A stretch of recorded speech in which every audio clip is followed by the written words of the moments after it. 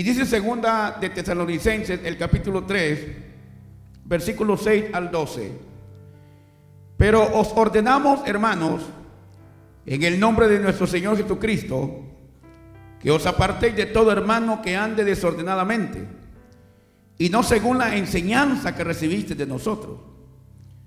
Porque vosotros mismos sabéis de qué manera debéis imitarnos, pues nosotros no anduvimos desordenadamente entre vosotros, ni comimos de balde el pan de nadie, sino que trabajamos con afán y fatiga día y noche, para no ser gravosos a ninguno de vosotros, no porque no tuviésemos derecho, sino por daros como nosotros mismos un ejemplo para que nos imitasen.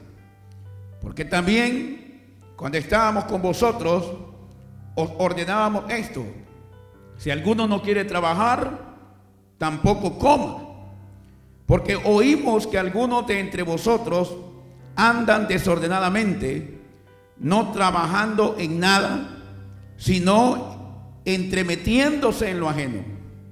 A los tales mandamos y exhortamos por nuestro Señor Jesucristo, que trabajando sosegadamente coman su propio pan. Amén. Pueden tomar su lugar.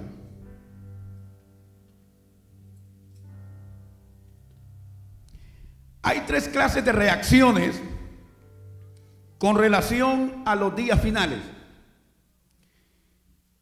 Están, en primer lugar, los que no lo creen. En segundo lugar, están las personas que sí creen en los días finales. Y está el tercer grupo, y son aquellos que viven en los días finales. Para ser más amplio en esto, hablando del primer grupo, el apóstol Pablo en Timoteo capítulo 4, versículo 1, dice cuál es la realidad de estas personas incrédulas. Capítulo 4, versículo 1 dice: pero el Espíritu dice claramente que en los postreros tiempos algunos apostatarán de la fe, escuchando a espíritus engañadores y a doctrinas de demonios. Entonces la realidad es que hay espíritus engañadores que se aprovechan de cualquier circunstancia para meter incredulidad en cuanto a los días finales, y en una forma más específica en cuanto al regreso de Jesucristo. Hay espíritus que se mueven. Con solo que usted oiga y con solo que usted lea algún tratado teológico por ahí, ya usted queda un poco desubicado. Sin embargo, también hay personas que han dejado de creer en esto de los días finales porque por causa de que han sido defraudados en la vida. Allá por el año 1843, un hombre llamado William Miller, ese es uno de tantos que le puso fecha a la venida de Jesús. Y fueron multitudes, hermanos, que abandonaron sus proyectos en la vida, todo porque decían que venía el Señor y que los días finales ya estaban ocurriendo. Se llegó la fecha del año 1843 y no pasó nada. Así que el hombre se inventó otra cosa y dijo que venía el 22 de octubre de 1844. Llegó el día 22 de octubre de 1844 y de igual manera el Señor no llegó. Entonces, mucha gente en la historia ha sido defraudada, y como le llaman a este caso, por ejemplo, el gran chasco, le pusieron en las noticias, burlándose. Y entonces, debido a ese tipo de errores, mucha gente dice: no, pues es pura mentira. Así que está ese grupo de gente que no cree que este mundo se va a acabar. No cree Hay días que van a ser totalmente diferentes a todos los que hemos estado viviendo, por eso se le llaman días finales. Pero hay gente que no lo cree, dice, es normal, todo el tiempo han habido guerras, dice. Todo el tiempo han habido pestes, dice. Ya, todo el tiempo ha habido mortandad, y cuál es la gran aflicción, y hay gente que tiene ese pensamiento. Ahora, por otro lado, está la gente que sí lo cree, pero no pasa de un ejercicio mental. Tiene información, tiene conocimiento de esta doctrina, pero no produce ningún efecto en su vida. Solamente afirma tener esa fe. Sin embargo, están las personas que viven en los días finales. Estas personas no solamente conocen la doctrina, no solamente la creen, sino que día con día viven esos días.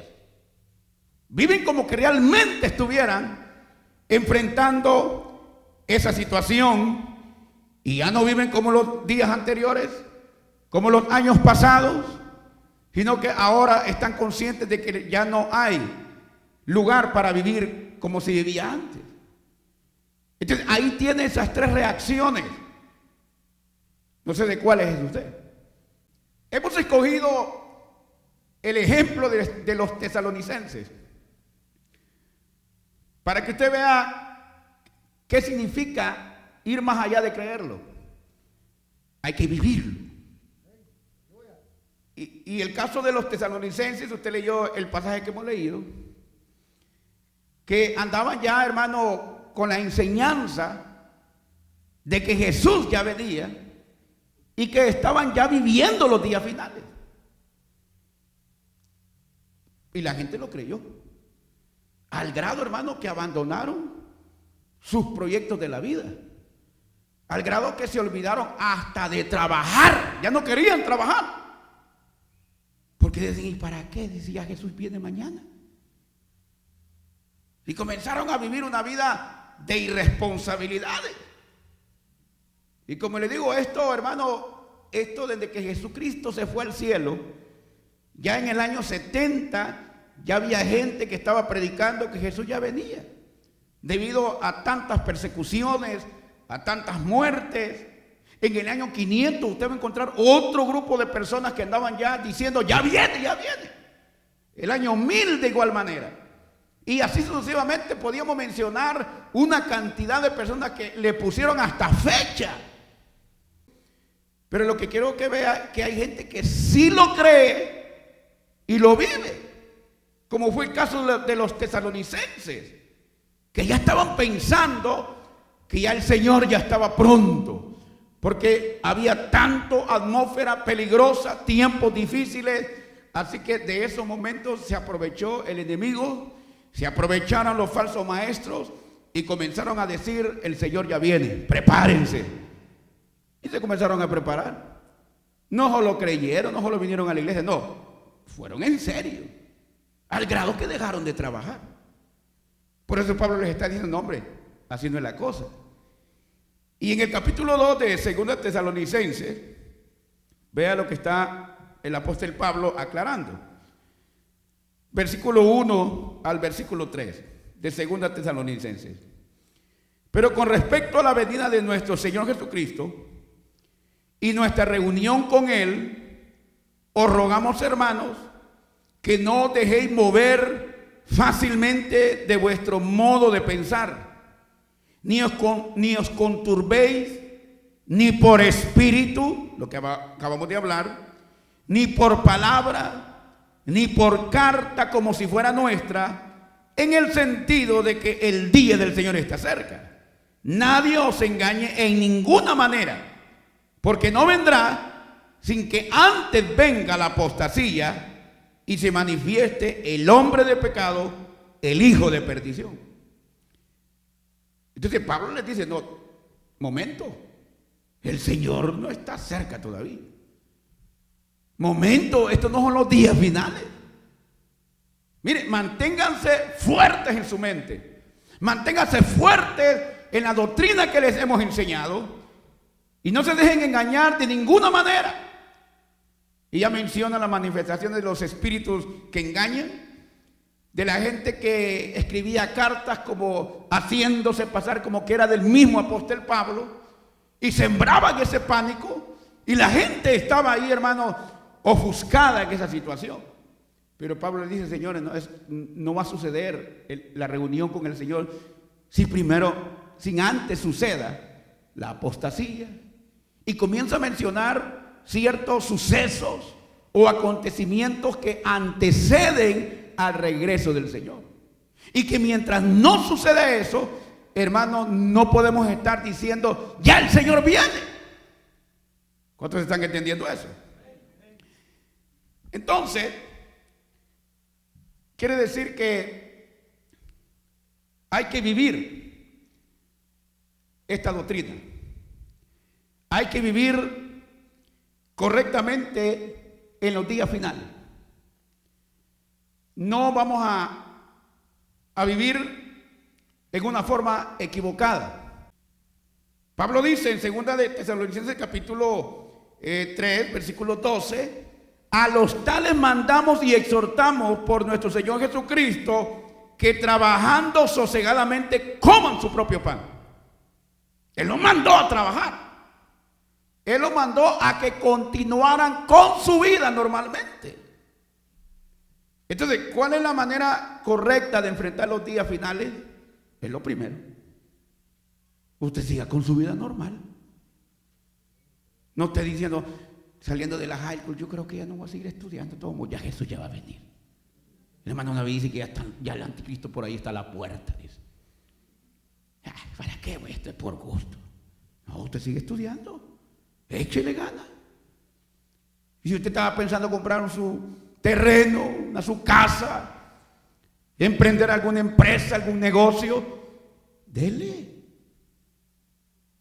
Que el Señor lo encuentre en una vida normal. ¿Cuántos me están siguiendo? Cuando usted encuentre una doctrina que dice: no, ya usted debe de dejar eso, usted debe de abandonar estas cosas, usted ahí va mal. Porque jamás la palabra de Dios lo manda a que usted se descuide de su familia, a que se descuide de la iglesia, a que se descuide del futuro de sus hijos. Jamás, de los jamases, debe de suceder eso. Así que diga conmigo: yo voy a continuar con mi vida. Primera de Corintios da otra actitud o reacción que debemos de tener en los días finales. Capítulo 7 de Primera de Corintios, versículo 29 al 31. Y nos dice así: pero esto digo, hermano, que el tiempo es corto. Resta pues que los que tienen esposa sean como que no la tuviesen, y los que lloran como si no llorasen, y los que se alegran como si no se alegrasen, y los que compran como que si no poseyesen, y los que disfrutan de este mundo como si no lo disfrutasen, porque la apariencia de este mundo se pasa. Esa es otra actitud. Usted que dice que vive en los días finales y que cree, viva de esa manera. Algunos yo sé que felices, ¿verdad? Viven como que no tuvieran esposa. No la atienden, no le dedican tiempo y toda la cosa. ¿Ya? No tiene mucho problema. A eso hay que decirle que mejor cambien eso, a lo mejor que la atiendan. Amén. Pero, ¿qué es lo que está diciendo Pablo? Lo que está diciendo el apóstol Pablo: lleva una vida balanceada. Lleva una vida balanceada. No te enfoques que solamente es tu esposo y por estar enfocado solo en tu esposo te olvidas que el Señor viene, que estamos ya en los tiempos finales, y por estar ahí vas a dejar de estar alerta y de vivir una vida preparada.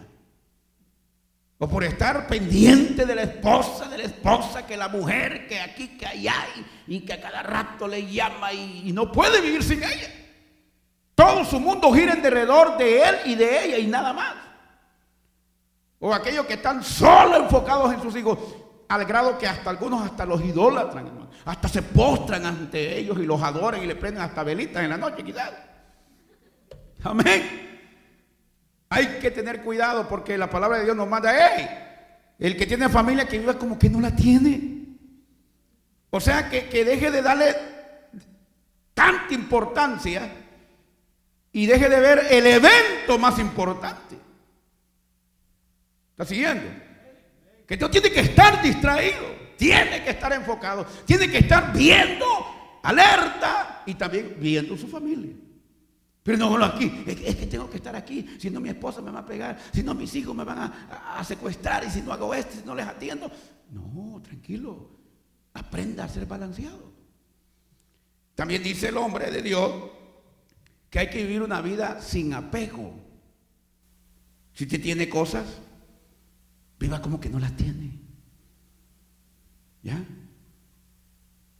Si usted está alcanzando algunas cosas en la vida, viva sin apegarse a esas cosas. Porque ahí tenemos el caso de nuestros hijos. No sé si usted ya se puso a pensar en eso.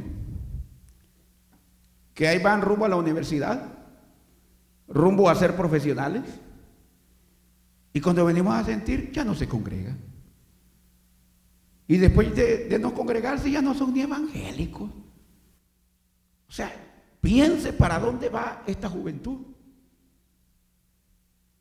Entonces uno tiene que mirar y ver cómo criamos a nuestros hijos en este mundo sin que se olviden de su Dios, sin que se olviden, hermano, de que hay algo de prioridad en esta vida. Excelente aquellos que van tras alguna carrera, pero que siempre están ahí preocupados, temerosos de estar siempre con su Dios, siempre con su iglesia, siempre enfocados y conectados con aquel que un día ha de venir por su iglesia. Así que no hay que apegarse mucho a los éxitos, a los triunfos, a las glorias que hay en este mundo, porque entonces podemos llegar, hermano, como dijo el Señor, que ninguno que poniendo su mano en el arado y mira hacia atrás es apto. Es lo que está diciendo Pablo. Yo recuerdo cuando los ángeles le dijeron a Lot, hey, Lot, escapa por tu vida. Y entonces fue y habló con los yernos. ¿Y qué pasó con los yernos? Dice la Biblia que se burlaban de Lot. Así que los ángeles le dijeron, ¿sabe qué? Conforme la misericordia del Señor, agarra a tu esposa y a tus hijas y escapa de este lugar. Porque, hermano, por andar detrás del borracho, por andar detrás de esa mujer materialista, por andar detrás de esa mujer ambiciosa, por andar detrás de esos sueños engañosos, hermanos, vamos a olvidarnos de lo principal. Y qué tremendo, ahí va a ser el lloro y el crujir de dientes. ¿Todo por qué? Porque pensamos que, hermanos, si bien es cierto, hay que seguir ocupándonos de nuestra vida, de todo lo que tenemos que hacer, pero con una prioridad en la mente. Pero, hermanos, siempre sintiendo la presencia del Espíritu Santo y sirviendo a Dios con toda libertad. Lucas, el capítulo 21, nos dice algo más. Lucas, capítulo 21, versículo 34. Seguimos hablando de esto. Los días finales, ¿cómo los vamos a vivir? 21:34 dice: mirad también por vosotros mismos, que vuestros corazones no se carguen de glotonería y embriagueces y de los afanes de esta vida. Y oiga, y venga de repente sobre vosotros aquel día. El punto es que la palabra de Dios le está diciendo: cuídate de los excesos, esa glotonería. Hay gente que, hermano, ya no es necesidad, es puro exceso. Ya tiene lo básico, ya tiene lo necesario. Pero no, quiere más y más. Y en ese más y más se va materializando y se cumple lo que dice el Señor en la parábola del sembrador, que es aquella semilla que cae junto a los espinos, que representan el engaño de las riquezas y los afanes de la vida. Y hay gente, hermano, que de veras se mete a ese mundo de materialismo, a ese mundo de exceso, que quiere un mejor carro, que quiere una mejor ropa, y que la niña quiere esto, que hay que celebrarle lo otro, y ahí va, y no le importa que ahí está, hermano, robándose el tiempo de oración, robándose el tiempo de consagración, robándose el tiempo para servir al Señor, robándole aún los dineros del Señor. Esa es una persona, como dice el pasaje, y venga de repente sobre vosotros aquel día. ¿Verdad? Entonces, ¿qué es lo que le está diciendo ahí? Hey, cuidado. No caigas en los excesos y en los afanes de la vida. Hay que trabajar, hay que ocuparse, hay que darle con todo a la vida, pero sin caer en el abuso. Capítulo 21, versículo 36. Velad pues en todo tiempo, orando, que seáis tenidos por dignos de escapar de todas estas cosas que vendrán y de estar en pie delante del Hijo del Hombre. ¿Cómo tienen que estar en los días finales? Orando. ¿Son en la iglesia? No, ahí en la casa. Apague la tele, deje de ver películas. Que Cristo cuando venga te halle orando, te halle clamando al Señor. ¿Cuántos dicen gloria a Dios, iglesia? Por eso nosotros no estamos equivocados con un día de oración aquí en la iglesia. No estamos equivocados con los días de ayuno, el día domingo. Seguimos fuertes en eso. Dice el pasaje, estar alerta. Digo conmigo, estar alertas. Dice, velad pues en todo tiempo. ¿Qué es velar? Estar alerta. ¿A qué vamos a estar alerta? A las señales. Porque sí hay señales. Hay alarmas que se van a prender, celestiales, divinas, o aquí en la tierra. ¿Qué vamos a hacer? Afligido. No, tranquilo. Orando. ¿Ah? Trabajando normalmente. Sin dejar de hacer lo que se tiene que hacer. Viviendo con la esposa como que no estuviera ahí. Viviendo con el esposo como que no estuviera. Dejar de darle la demasiada atención e importancia aún a nuestros seres queridos. Porque hasta un hijo o un familiar lo puede, hermano, desviar. Y le puede decir, ¿para qué tanto en el culto? Vámonos a la playa. Vámonos a hacer esto. Un familiar de nosotros nos puede arruinar la mente. Y le puede decir, ¿para qué estamos tanto dando dinero en la iglesia? ¿Ah? No, ubícate, date la grande, que no sé qué. Vámonos a los buenos restaurantes. Un familiar. Por eso el hombre de Dios dice, hey, cuidado, vivan como que no estuvieran. ¿Ya? Cuando un hijo le pida un celular de $2,000, hágale caso que el hijo no existe, hermano. Amén. Cuando le pida un metro PCL, ahí sí existe. Amén. Cuando le pida los mejores zapatos del jugador tal, no existe. Porque más lo que nos van a llevar en los afanes y afanes de la vida. Una falsa novia, ¿lo puedes ubicar a usted? ¿Sí o no? Una falsa novia. Un falso novio. Entonces hay que tener cuidado, hay que estar enfocado. Segunda de Pedro, capítulo 3, estamos hablando sobre realmente cómo vivir realmente en los días finales. Segunda de Pedro, capítulo 3, versículo 10. Mire lo que está diciendo. Pero el día del Señor vendrá avisándole, no, como ladrón en la noche, en el cual los cielos pasarán con grande estruendo, y los elementos ardiendo serán deshechos, y la tierra y la obra que en ella hay serán quemadas, puesto que todas estas cosas han de ser deshechas, ¿cómo no debéis vosotros andar en santa y piadosa manera de vivir? Qué tremendo, ¿eh? De un solo nos cae a la boca la palabra de Dios. No. Dime si vives apartado del pecado. Dime si realmente vives una vida íntegra con tu Dios.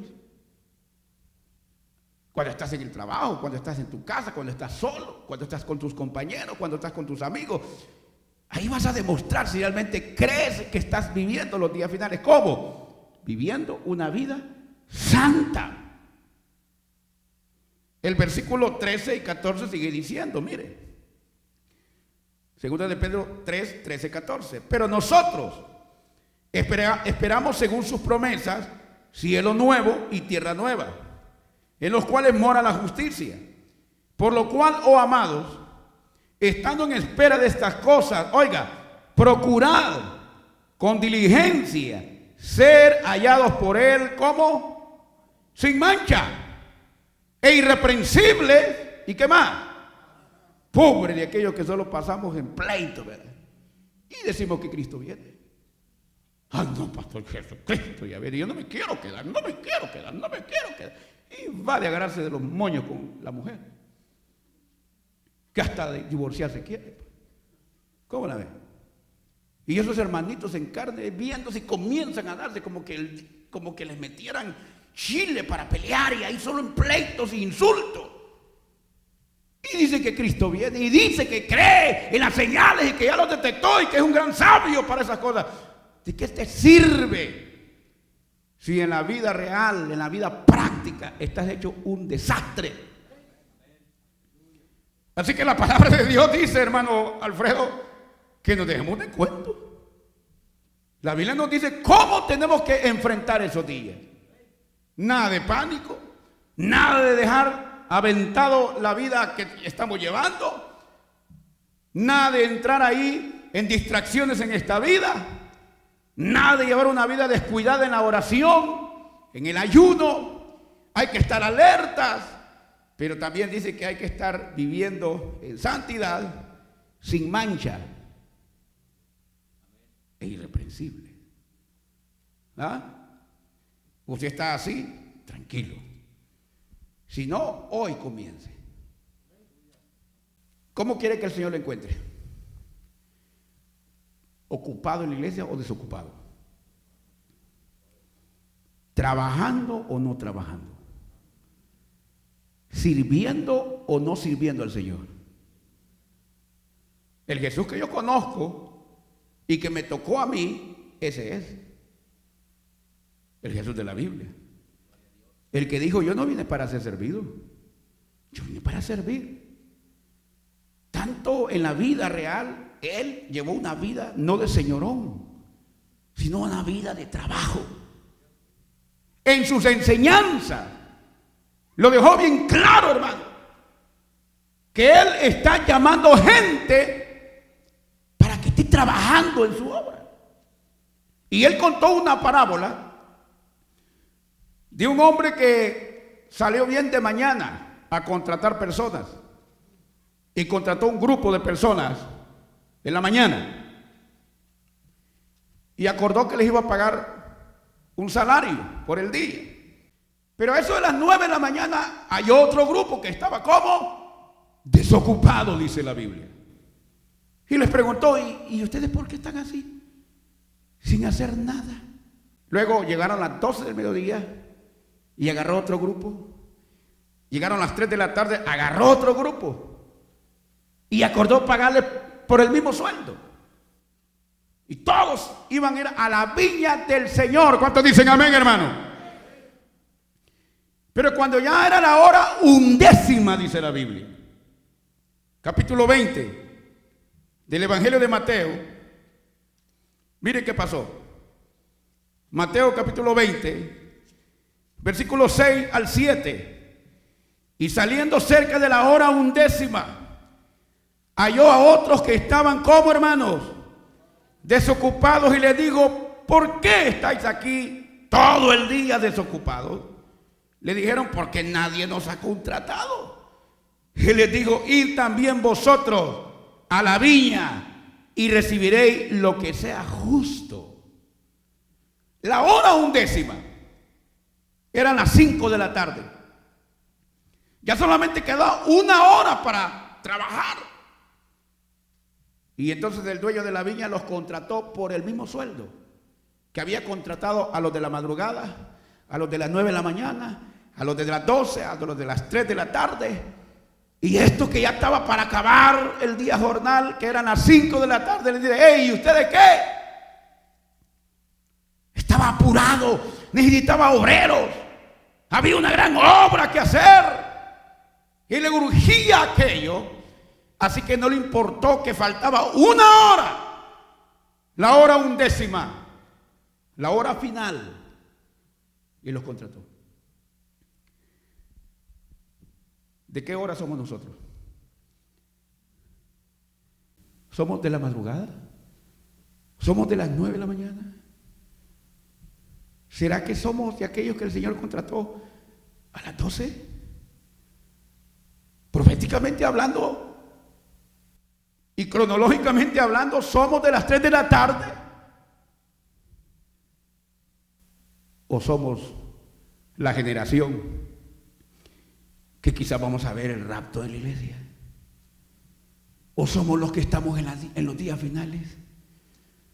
¿O somos ese grupo que Dios está llamando la hora final? Ahí quiero verte. Tú que dices que Cristo viene, tú que proclamas: aleluya, que el Señor ya está cerca, pastor, aleluya, ¿qué vamos a hacer? Trabaja en la iglesia. ¿Qué sientes por la obra? ¿Qué sientes por la causa?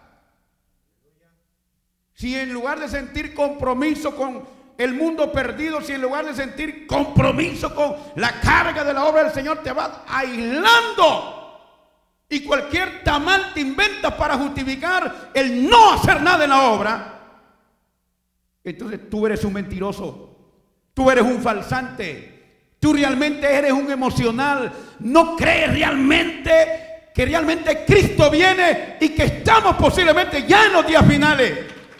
Porque la verdadera iglesia es aquella que va a estar, hermano, cuando Cristo venga, va a estar predicando este evangelio del nombre de Jesucristo.